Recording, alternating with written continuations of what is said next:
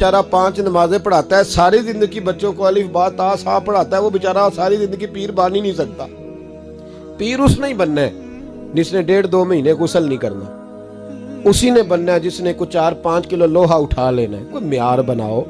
शेखुल हदीस ऐसे हैं जिनको मैं जानता हूं, बेचारों की बेटियों की शादियां नहीं हो सकी, पैसे कोई नहीं, और तुमने गवैये और नाथ खां अमीर कर दिए।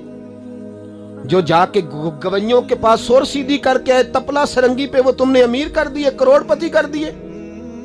वो जाली पीर जो दुआ तक नहीं जिसे मांगनी आती, वो खरबपति है।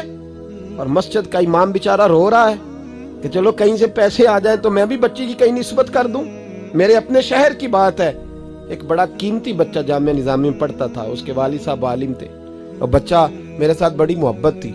छोड़ छाड़ के वो बच्चा कहने लगा मैं साउथ कोरिया जा रहा हूं, मैंने नहीं पढ़ना।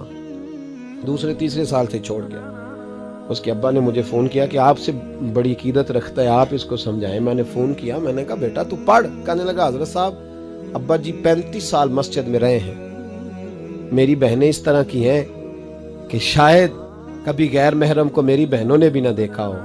तीनों की तीनों कुरान की हाफिज़ा हैं, फाजिल अरबी अदीब अरबी किया, सारा दिन कुरान पढ़ती हैं।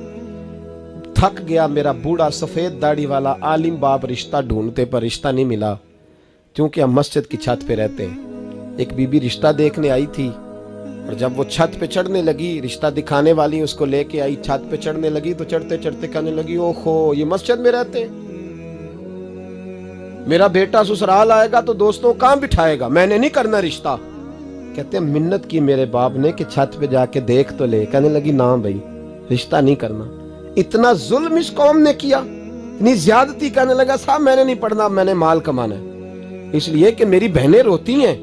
खुदा का खौफ करो, एक नात से भी गुजारा हो जाता है, मेहरबानी करो। और नात के लिए शोर की जरूरत नहीं होती, इश्क की जरूरत होती है। बस कर दो, बड़ा हो गया। मदारस के बच्चों को वो रोटी खाने को मिलती है जो मैं और आप खाएं तो बीमार हो जाएं, बीमार हो जाएं, जो मदारस के बच्चों को रोटी खाने को मिलती है।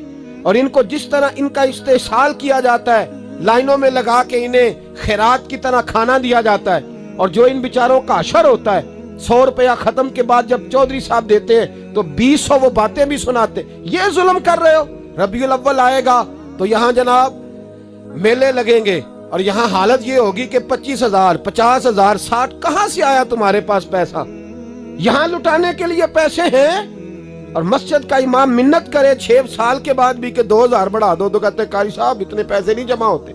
ये पैसा कहां से आता है? खुदा का वास्ता, ये भी मेरे आला हजरत का पैगाम है, इसको भी सुनो।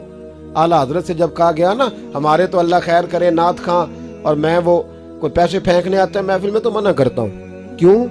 इसलिए कि जब दथियों वाले पैसे लेके आते हैं ना मस्जिदों में और महफिलों में, तो फ्रंट सीटें फिर दथियों वालों के हाथों में होती है। गरीब महफिल मिलाद में भी छुप के बैठता है पीछे, और नाथ खां भी याद कर लेता है कि ज्यादा नोट किसने पकड़े हुए, ज्यादा नोट किसके हाथ में।